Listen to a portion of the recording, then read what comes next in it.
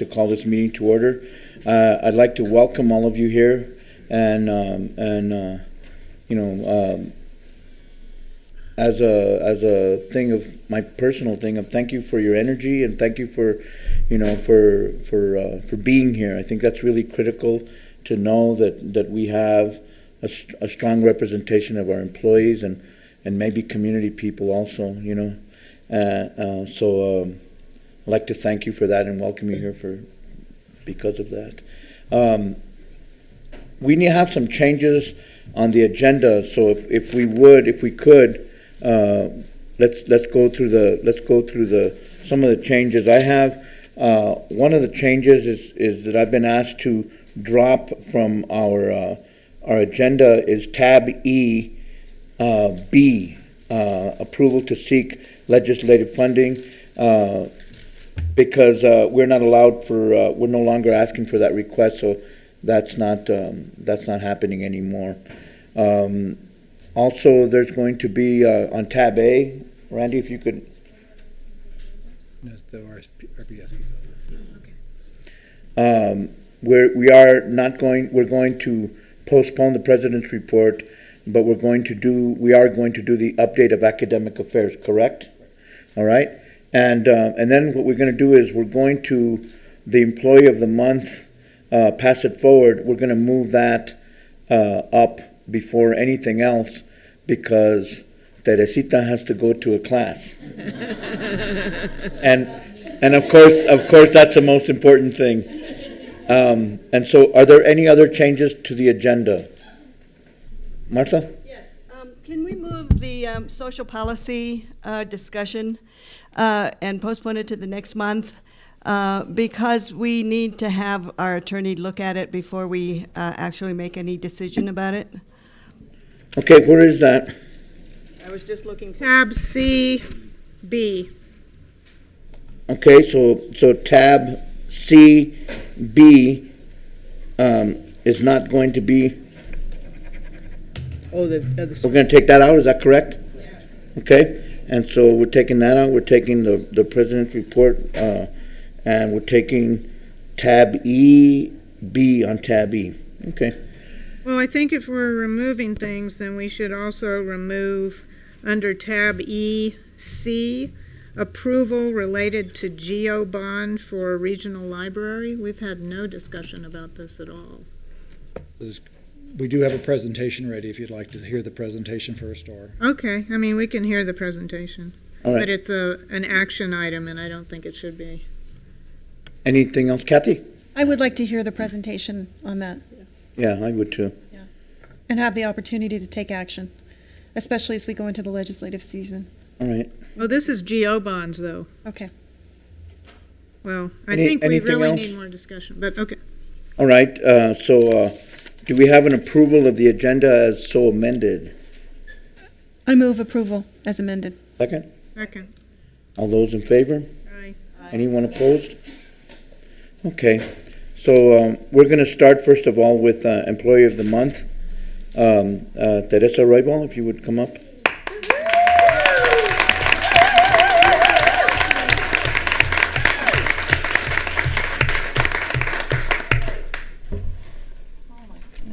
You guys all missed it last week. Hi, good evening, board members. I'm just going to make this short and sweet. I did type it up so I can read from it before I cry. So I chose Rebecca Estrada Anderson for the quality of the work that she has put into her position as the Director of Recruitment and Dual Credit. The quality of her work is an integral part of SFCC's success, and I value her and her team for their continued contributions. I truly appreciate the initiative and the work you do, and believe that you and I have the same interests and work ethic in SFCC's future and success. Thank you for your dedication and all that you do. Thank you.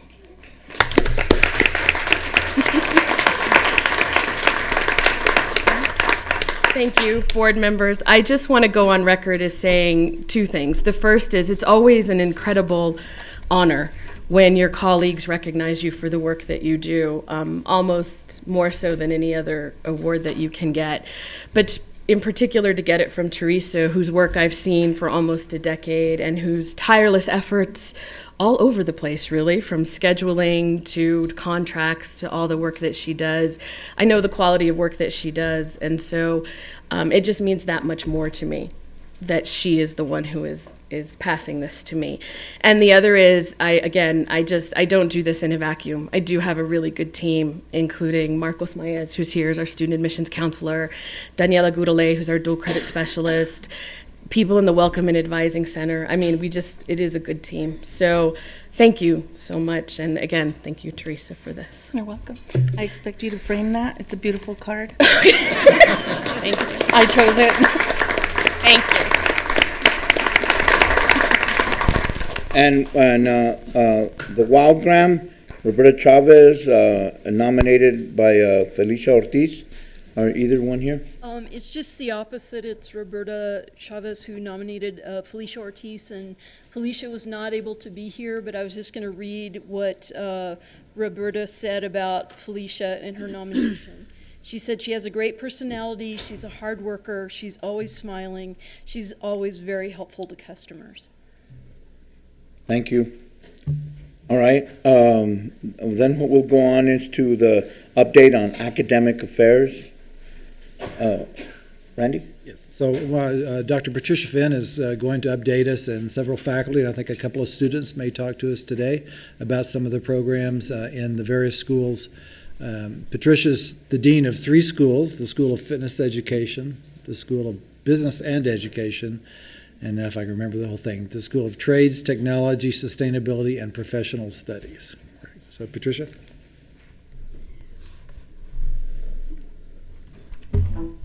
Thank you. Chair Abeta, Vice Chair Siegel, and esteemed board members. My name is Patricia Eves Finn. And I am the Instructional Dean for 3 schools here at SFCC. Tonight I'm presenting programs from the School of Trades, Technology, Sustainability, and Professional Studies. We thank you for this opportunity to showcase some of these programs. Tonight you will see and hear about our dedicated teamwork and some student success. I am pleased to have with me tonight lead faculty and chairs who are behind me to help present this information on 4 different programs. We only have a total of 20 minutes tonight, 5 minutes per program, so we ask you, if possible, to hold your comments and questions until the end. There will also be a few students at the end who'd like to make some comments on the programs. First, I'd like to direct your attention to the green binders that are at your seats. These are unfinished samples of a unified project participated in by all lead faculty and chairs in all of my schools to improve student retention, graduation, success, and work in tandem with other initiatives at SFCC, including the CAT Center. The notebooks are designed to assist student advisors all across campus and in all facets of advising. They contain useful information on all programs, degrees, certificates, etc. in the catalog as related to my 3 schools. They contain suggested course sequences to guide students and help them complete more quickly, advising tips from key faculty and the degree plan itself. The information can ultimately be used by students directly and anyone advising them. These notebooks will help advisors stay on the same page with students across all of our programs and across campus, no matter where they're located. Since they are not complete, I ask that you review them and return them to Donna by Thursday so we can complete them and distribute them across campus. But I just wanted to give you a taste of the project we've been working on all semester with that. Now, if you would turn your attention to the purple binders, which contain copies of the following presentations. The first program tonight will be Criminal Justice, presented by retired Santa Fe Police Department Jerry Trujillo, and followed by Eric Highfield for Greenhouse Management, Luke Spangenberg for Biofuels, and Monique Nair for Film. And I am extremely proud of the teamwork and my personal opportunity to work with these fine educators, so thank you. Jerry?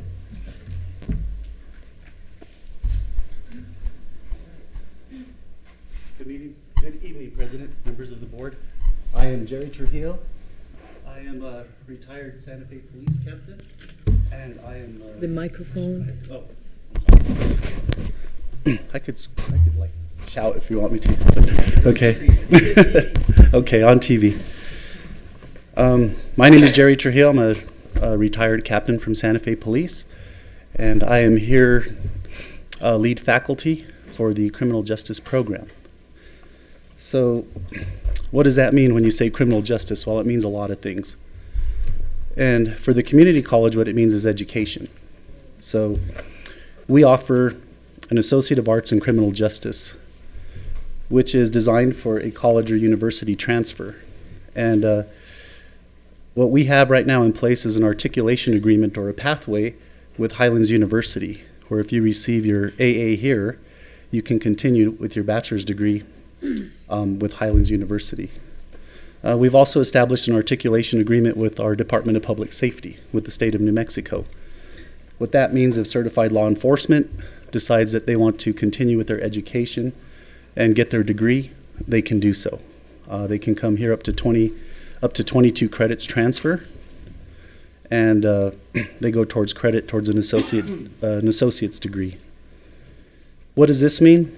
Well, for criminal justice, this means that if you're employed in criminal justice in a protective service program, it means advancement, it means promotion, it also means qualification into an entry-level program. We also have an Associate of Applied Science degree. This degree is more skill-based. It's not meant for a transfer degree, so it's meant to enhance skills for those that are in the criminal justice field already or want to get a taste of what the criminal justice field may be. So this will help qualify you for an entry-level position, get into corrections, law enforcement, different types of private policing, if you will. Okay, and that also a lot of the employers in New Mexico have incentive programs or educational incentive programs, which means if you have an associate degree or higher, you get more pay, also qualifies you for a promotion, and in some cases qualifies you to keep your job, because some agencies require you to have college credit. We also have a couple of certificate programs. We have a police supervision certificate program. We have a criminal investigation certificate program. What these certificates help you do is if you want to become a manager or leader in criminal justice, it helps you do that. It also helps you learn leadership managerial skills. And also, very important in New Mexico, is become familiar with collective bargaining. What we also do is criminal investigation. We have a lot of private investigators. We have criminal investigators. So the skill sets are important to know about criminal law and procedure, also about a methodology for investigation, and also that helps you qualify for different opportunities if you want to become a private investigator but don't have any investigator experience. So basically the skills you get at Santa Fe Community College with the criminal justice degree is written and presentation skills, supervision and management skills, ethical and moral perspectives, computer literacy, interviewing techniques, understanding natures of crime, scientific methodology and research skills, legal structures, problem solving. And I know I have 5 minutes, so if I'm getting close, just cue me so I can just, I'll go on fast forward here. Problem solving and critical thinking. We impose critical thinking here quite a bit. We know there's a procedural element to criminal justice, but also a critical thinking element as well. We have grown quite a bit in the last 3 years. We had 8 courses that were offered, I believe in 2010. Mm-hmm. Right now we have 22 courses that are offered. And they're all listed here on the, if you scroll down, a little bit, you'll see that there's a list of courses there. And hopefully I didn't forget any, but there's a long list of courses that are offered here at the community college right now in the criminal justice program. And it continues to grow. The classes are now full. We offer web blended, we offer online, we offer contact hour classes, and we've seen the enrollment increase quite a bit now that we've been offering some more classes, some more interest in the skill sets. We're going to continue to offer some more classes that we're exploring as well. So all this said and done, the education, the skill set, why would you come to Santa Fe Community College? Get your pathway for a bachelor's degree to get into a federal job like the FBI, the U.S. Marshals, ATF, DEA. There's a slew of them. What this means is if you look at the criminal justice careers and also the job outlook. We have from March, the Occupational Outlook Handbook, published March 29th of 2012. There's an expected average from 5 to 21%, an overall average of meaning 14% growth rate for the United States. Basically, what this means is there's jobs in criminal justice. There's jobs to be had. There's 2.7 million new jobs coming out by the year 2020. In New Mexico, here at home, what this means is that there's continuous job openings for entry-level positions. There's always an opening in criminal justice in New Mexico. It's been steady. Also, it means entry-level positions start out at $30,000+ a year. So if you have your education, it opens up that opportunity for more salary for the entry-level candidate. You, Jerry. No, okay. If we look at the last page, the careers in criminal justice, there's a list of them there that gives you an idea of what we're talking about in criminal justice. So that's what we have now. That's where we're at, where we progress to. Now what we're looking at in the future is we're establishing some internships, some collaboratives with our current employers here in the community. So we have an internship program that we're going through with the Santa Fe Police Department through the District Attorney's Office. And we're also we haven't established this yet, but we got word our district courts and our magistrate courts are interested in some internship programs, which means some students get some real life experience in in our community here with our employers.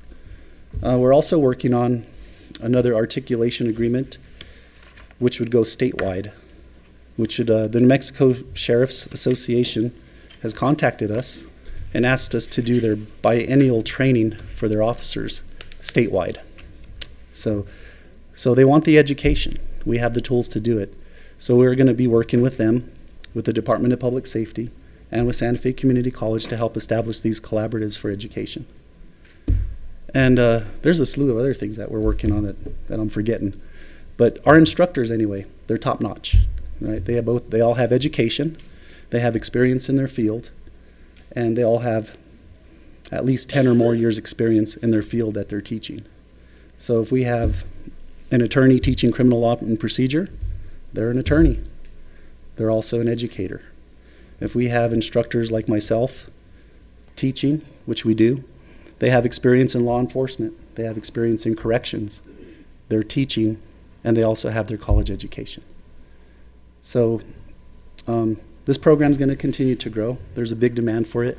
The job outlook is good. So if you're wondering where everybody is going once they receive their degree, well, hopefully we'll keep them here in this community, educated here, keep them here, and that way they keep contributing here. So. Thank you. All right. Any questions? Wait till the end. Good. Okay. Thank you. I'd like to introduce Eric Highfield, who's the lead faculty for greenhouse management. What?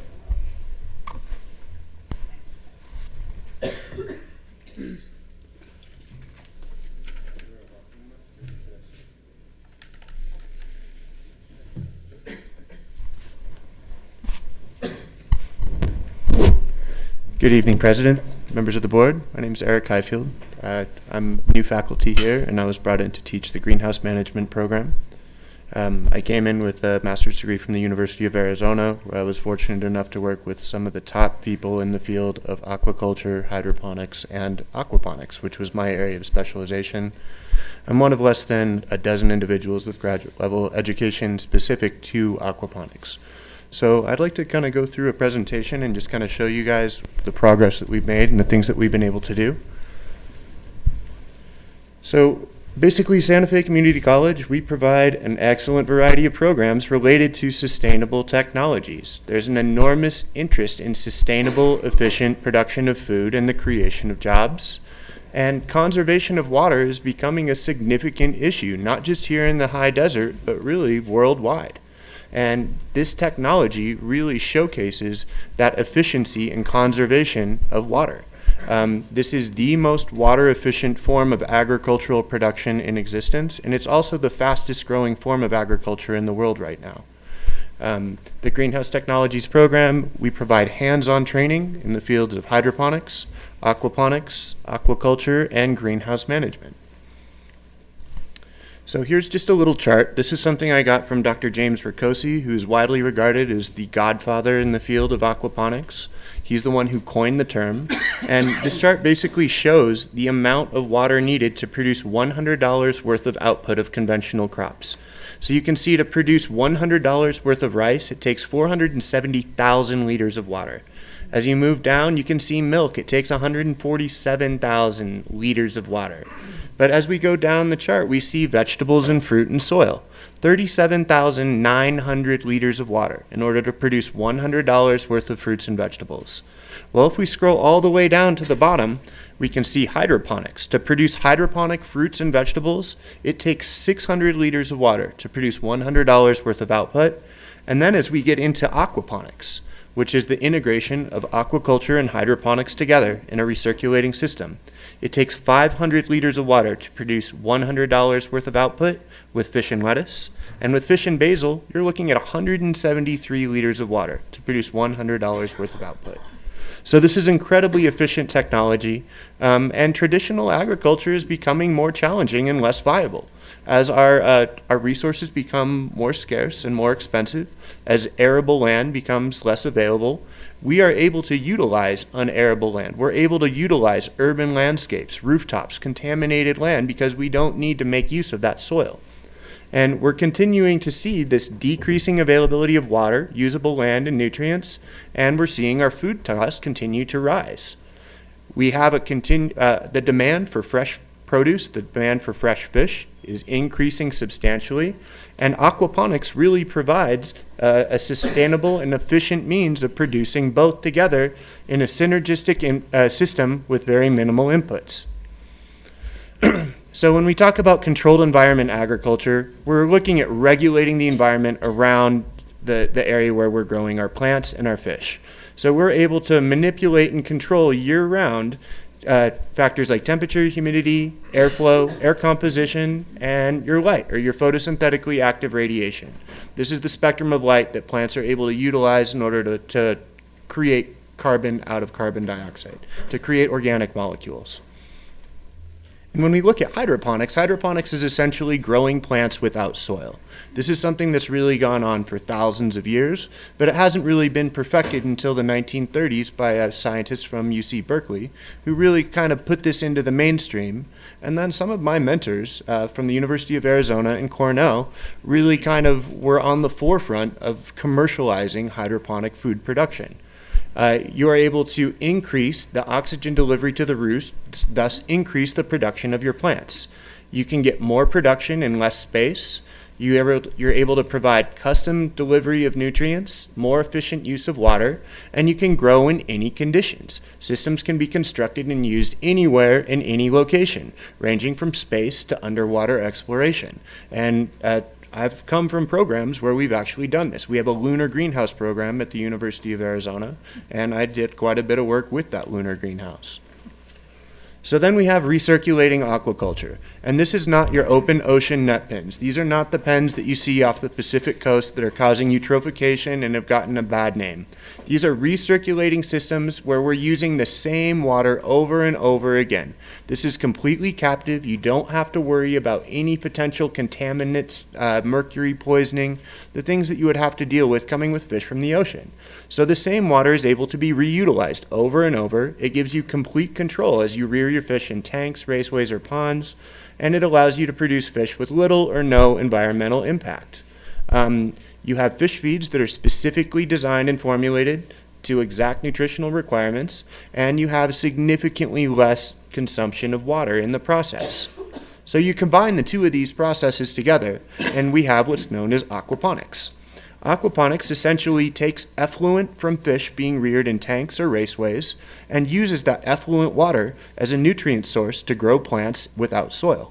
So in turn, those plants are acting as a biofilter and removing those nutrients from the water so that water can be recirculated over and over and over again indefinitely.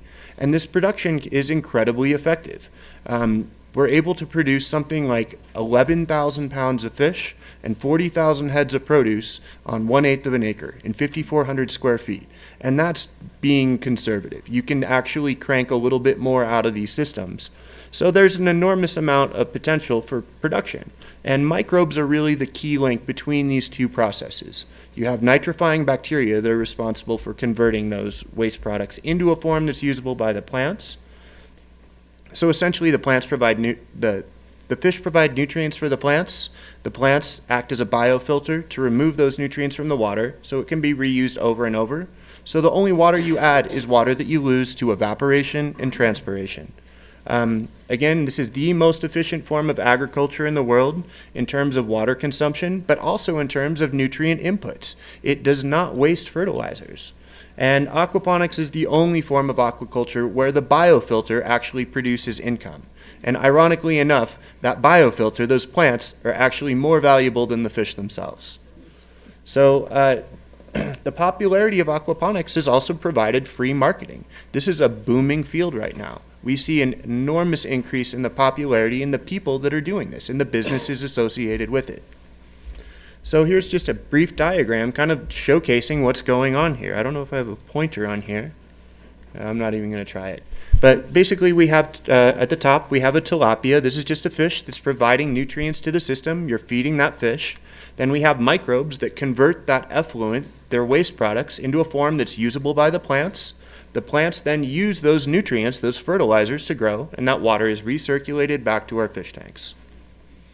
So there's regulation in fish varieties. Tilapia is the fish of choice, but right now tilapia aquaculture is illegal in the state of New Mexico. I'm not exactly certain why. They're concerned about it being an invasive species, but we have this thing here called winter, which would prevent them from spreading. So I suspect that regulation is going to be changing, and we are going to be applying for an exemption permit here, and I highly anticipate that we are going to get that exemption permit. This is the standard fish in aquaponics due to its versatility and tolerance, and it is the only fish with reputable production data behind it. There are other fish that work, but tilapia is what we would really want to use. And tilapia prices are going to increase that drastically in the next 10 years, and it will actually become the #1 farmed fish species in the world. It will overtake carp, which is currently the top farmed fish species. As I mentioned, there are other fish that can certainly be utilized in aquaponics, including catfish, carp, koi, goldfish, largemouth bass, rainbow trout, and Asian sea bass, sometimes referred to as barramundi. So here's just a layout of the system that I like to base my systems on. This is Dr. Ricosi's system from the Virgin Islands. He spent 30 years developing this system, and this is designed for sequential rearing of both fish and plants. Again, this was designed to be outdoors in the Virgin Islands, but the entire system took up 5,400 square feet. The growing area was approximately 2,400 square feet. And in this area, we were able to produce 11,000 pounds of fish and 40,000 heads of produce, or if you prefer, 11,000 pounds of basil. And this whole thing takes about 28,000 gallons of water. The only water that we add, it amounts to about 1.5% per day, and that's just lost to evaporation and transpiration. Other than that, that same water is utilized over and over again. So here is the start of our greenhouse. We put in an interim greenhouse over in the Trades and Technologies parking lot. We put in a geodesic dome that we got from Pagosa Springs, a small company called Growing Spaces. And this geodesic dome is actually the most energy efficient structure because there's the smallest amount of surface area that's exposed to the environment in relation to the floor space of the ground. This is an extremely efficient design too. The glazing material has a very good insulating value, and it came as a kit. So we were able to install this as a class, and we put the entire thing up in 2 weeks. So I'm just going to walk you guys through kind of a quick slideshow of what we've done. Here you can see us leveling the ground. Here we can see our base wall or our foundation wall being assembled, and then we can see it being put together into our ring structure. From here we went ahead and we assembled, using hubs and struts, the pieces that would form basically the pentagons and the stars that we would piece together into the greenhouse frame. Here we can see them being assembled. And here we can see these things being erected by my class. In a matter of just a few days, we were able to go ahead and get this entire framework up and in place. Here we can see the final piece of the frame being put in the top. And here we can see the final framed product, which took us probably 4 days to go from start to finish. From here, we go ahead and we start installing this ultra-efficient 5-layer polycarbonate glazing. Has a U value of approximately 0.33 and it's 16 millimeters thick. And here we can see as we continue to lay this glazing and essentially cover up the greenhouse. This was a great project because we were able to do this as a class. We were able to avoid any kind of contractor's fees. And we all had a really good time putting this thing together. So here we can see our dome nearly completed. And here's the way that it looks and stands today. So we have automatically opening bayless openers. The vents are actually automated using beeswax. That beeswax becomes viscous as it becomes cold, and it shuts the vents. And then as it warms up, that beeswax becomes slightly liquid, and it causes these vents to open. We have a series of 4 vents, and then we have 1 small solar fan. So this is kind of what we've done so far to this point, and I'd just like to show you guys what I hope to accomplish and what we're planning to do with this program. We're planning to expand, putting in a larger greenhouse, putting in something that's going to be energy efficient, and I'd just like to kind of walk you guys through this SketchUp video of it. I apologize for the video quality, but this is the best that I could do with the free version. So inside, what we have here is a greenhouse head house. This is a head house. It's an entry foyer, and this would actually function as a smart classroom. We would have tables, chairs. We would have a television with BBC playing in the corner. We would have a computer. We have a biological hood. We have lab tables and propagation areas. But then we enter into our greenhouse. In this model, we're looking at about 3,500 square feet. And what you're seeing is 4 replicated UVI aquaponics systems. These are all 1/16 scale, so they're not quite as big, but it gives us the advantage of having replicated systems so we can do legitimate research. This is going to put us apart from other places in the country. Nowhere else in the country has replicated systems like this. So this is going to take up about 2/3 of this greenhouse, and you can see we have the fish tanks on the right, we have the filtration components on the left, the fish tanks on the left, filtration components on the right, along with the floating raft plant beds. And as we get over into the last section, we can see the various hydroponic systems that are in place, including vertical towers, Dutch buckets for vining crops like tomatoes, cucumbers, and peppers. Then we have an NFT channel set up. And then finally, we have a flood and drain table. That way, we're able to teach and utilize many different hydroponic techniques all within the same space. So that's really about all I have for you. If you guys have any questions, please feel free to contact me. My email is here, eric.highfield@sfcc.edu. Thank you very much for your time. Mm-hmm. Thank you, Eric. Just real quickly too, I would like to introduce one of my students. This is Cisco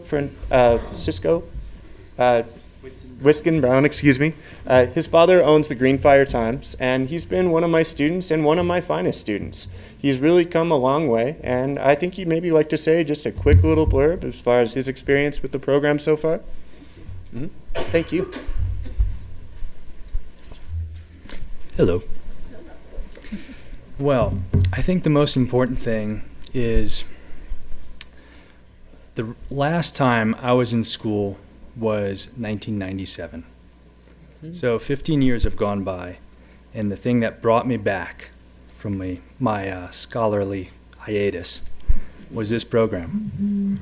It represents the ability to sustain not only myself, but my family and my community.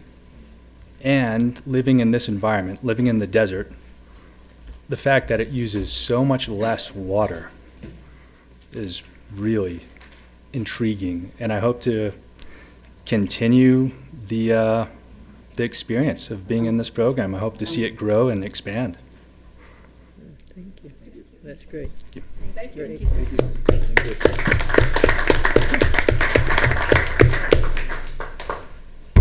I'd like to introduce Luke Spangenberg for Biofuels.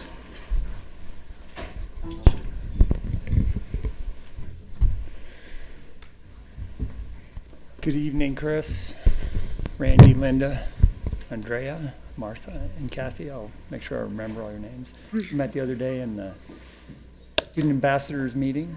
Yes. Good meeting.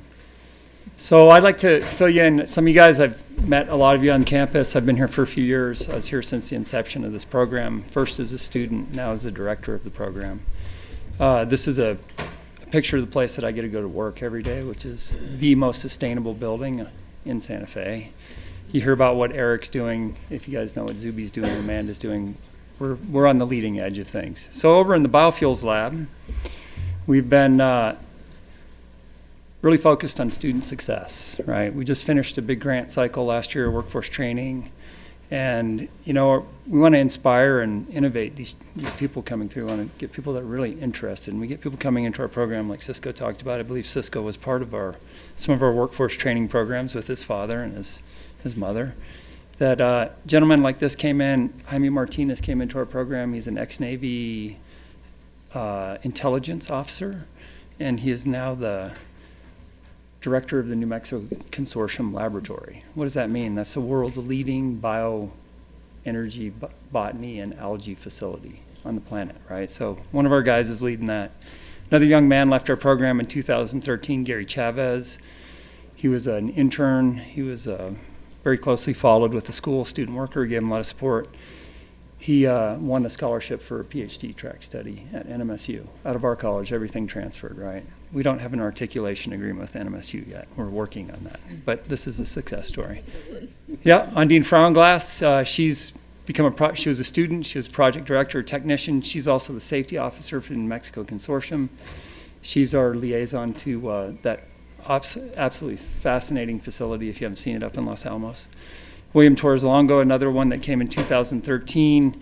He's an agronomist that was in the cell tower industry, and he came and had an idea to start a bioenergy program and is mimicking what we're doing here, started a nonprofit.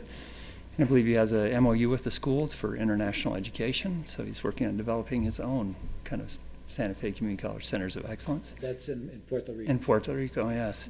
Then we had another gentleman, Cedro de Santiago, Mexican immigrant. He's the lead technician at High Plains Bioenergy, the largest biodiesel facility in our region. So we've been quite successful. And how did we do it? These are other student businesses that have been formed. Algae Industry Magazine, the go-to industry magazine for the entire biofuels industry on this planet. It's not just locally. Reunity Resources, biodiesel, I believe they're going to have the first 100% biodiesel filling station here in Santa Fe. They're getting some nonprofit support for that. New Solutions Energy, which was my company, we recently received our patent, it's been published. Tesari is a nonprofit. A couple of the other folks, Santa Fe Spirulina, though you'll hear from them later, that's actually my sister and my brother-in-law. And Apogee Spirulina, one of our students that went to France to study and is ready to start his own business here. How do we do it? Well, all the folks on the left are the industry leaders. We are the only organization that has a transfer agreement for materials now with Sapphire Energy, largest biofuels company in the world. It's here in New Mexico. It took quite a few years to arrange that one. But look what we're doing on the right. These are a lot of complicated things that are going to give us solutions for climate change, water reuse, fish food for Eric's projects, and a disposal system for a lot of things that need to be thrown away. But we've really done a lot of things in a few years, right? And we've been recognized for that, and it's been quite successful. And where are we going from here? We have this year last week we received a Sandia National Labs leverage grant to study wastewater and algae production. We do that every year. We try and get something and bring our students into research with the labs. We've done it with Los Alamos a few times. A couple students were involved with that, and now we're working with the New Mexico Consortium, and actually one of our instructors on Dean is teaching them how to use the flow cytometry camera. They don't, she's got a PhD, and one of our technicians is actually training her now. So this is proof in the pudding. I took this to a Los Alamos presentation, and they were all like, "Oh my God, you can make fuel for $1.80 a gallon? We just come over there and buy all of it from you guys." We make the fuel from the recycled vegetable oil. Today we just filled up the film vehicle for the school. We love doing this, right? This is something, proof in it. We'd like to see that expand and us produce more energy on campus. This is a statement that was just written to the International Relations Project that came. We had all the delegates from Livingston, Zambia. They said, hey, can you guys do something here for us? We're having an issue. We have some water problems. We have some food problems. And the gentleman asked us to write a proposal. We wrote a proposal, and we treat all people equally when they come in. That's why people walk in our doors every day to see what's going on. And there's people probably sitting in the lab right now waiting on us to come back. So 2014 goals. These are very important for us. We've talked about this for a few years, making our program independent, actually make money. It's actually made money for the school for the last few years. We'd like to continue that. Our STEM development, we're going to start a biosciences analytical technician program. What does that mean? We have a fabulous lab that's on long-term loan for us upstairs.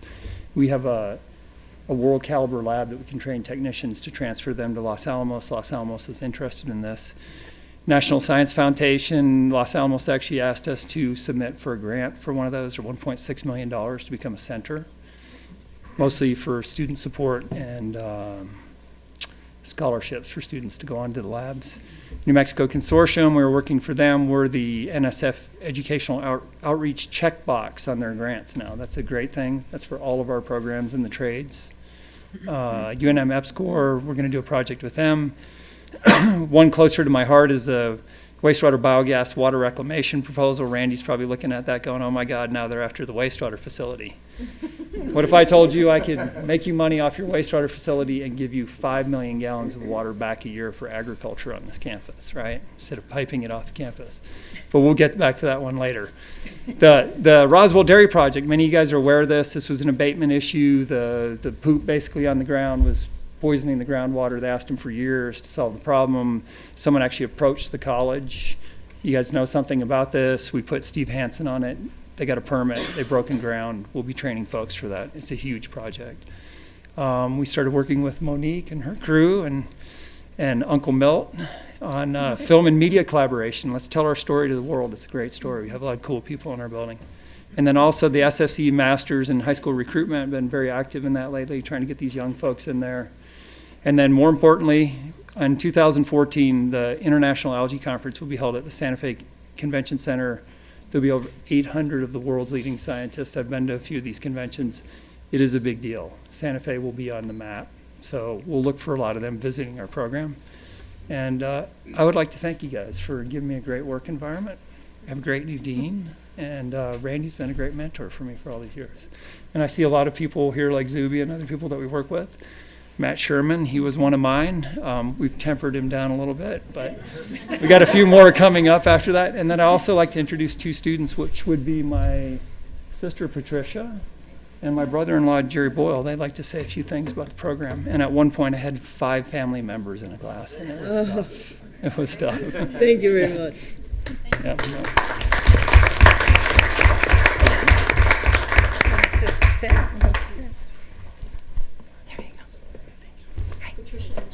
Hi.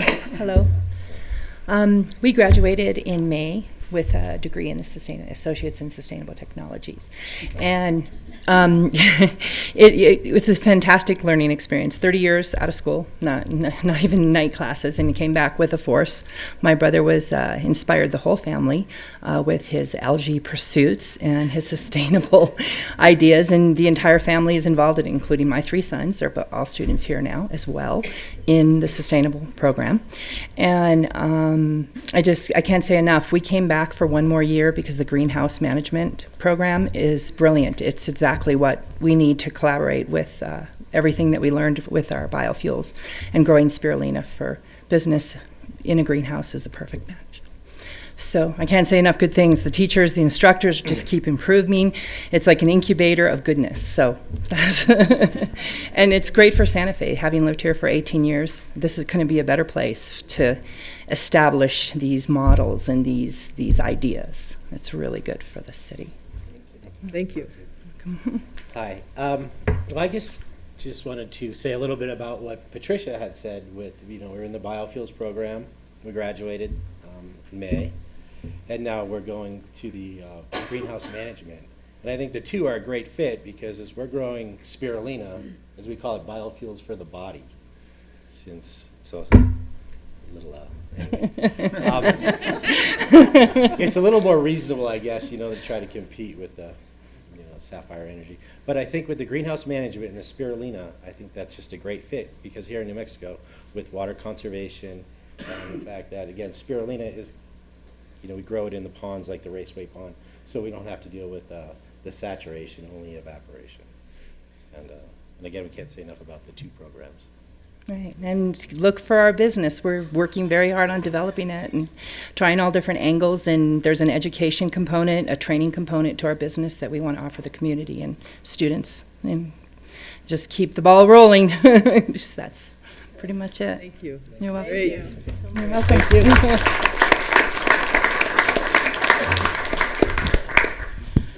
And last but not least, Monique and Air for film. Good evening, board members. Thank you for having us here tonight. I'm the chair for the film program, computer science and engineering programs here, and I'm going to be talking to you about the film program. I've kind of put a few statistics together up on the PowerPoint. The picture is of Angelica Loya, who is a student who is, she actually left for a time to go work for Univision down in Albuquerque, but she's come back to finish her degree, and she went on a field trip with us to Los Angeles. We took 10 students with us to LA, and she got to work with the Area Alexa, which is a very big, fancy camera, so she was excited about that. The degree program was established in 2008, so it's a fairly new degree program here. If you guys know about the incentives, there's a lot of newspaper stuff about that, but 2005 is when the state started the incentive programs, and so we've kind of grown and created this degree program around that workforce training. And so we've had 460 students participate in the workforce, the FTTP, which is the Film Technician Training Program. And what we've found is that those students who have gone on to the FCAP, which is this Film Crew Advancement Program through the state, we've had about a 65% success rate. So those students are maintaining jobs in New Mexico on New Mexico films. So there's an up and down with the film industry, as you guys know. And so it's starting to, as we get more TV shows into the state, we're starting to see more students stay in the state and stay working in the film industry with the union. And we currently have 250 majors, which is kind of cool. And we have 3 concentrations right now. We have a documentary and environmental media concentration, we have a straight production concentration, and a film studies and screenwriting concentration. So, and we've now been part of the Perkins Grant recipients, so we're working with Capitol High School, and that's in our dual credit programs, and we also have an articulation with IAIA, and it's a BFA program in cinematic technology, which is very cool. Next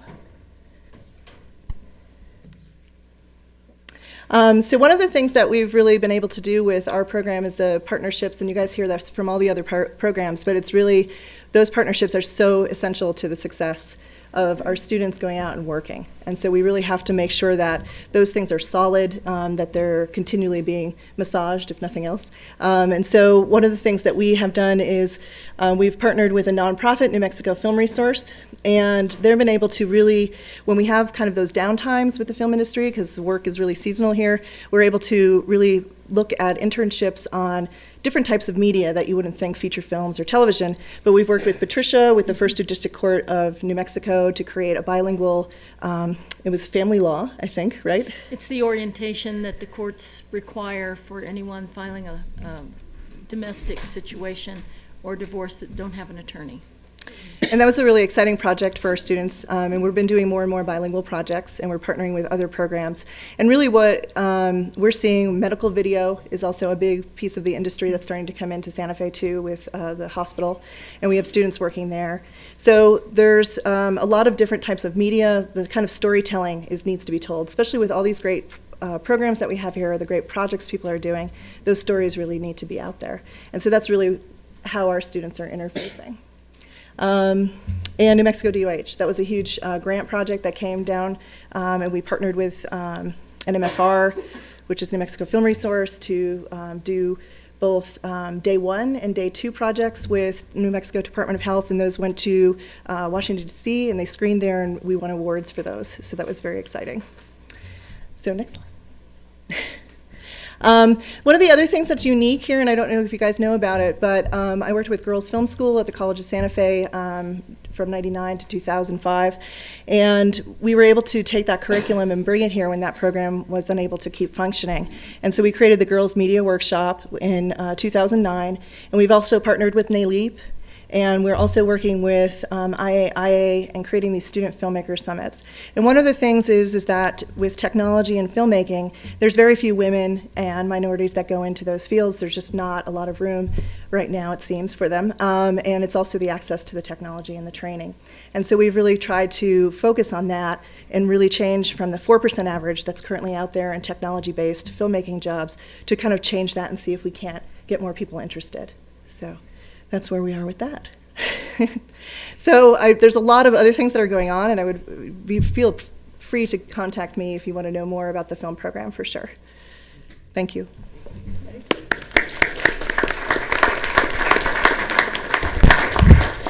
That concludes our presentation for this evening. Thank you all very much for your rapt attention, and I hope you enjoy the materials. Thank you. Thank you.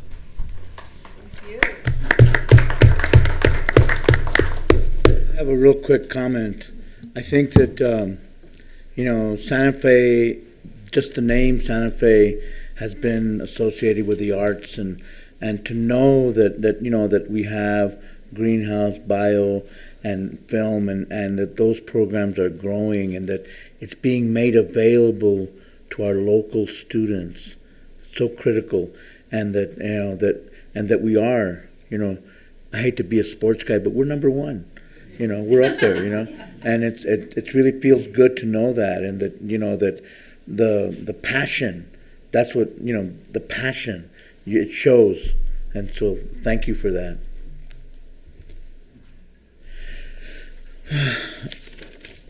The next thing that we have is public comments, and Donna, do we have? We have a lot. Okay, so because we have a lot, what we'd like to just ask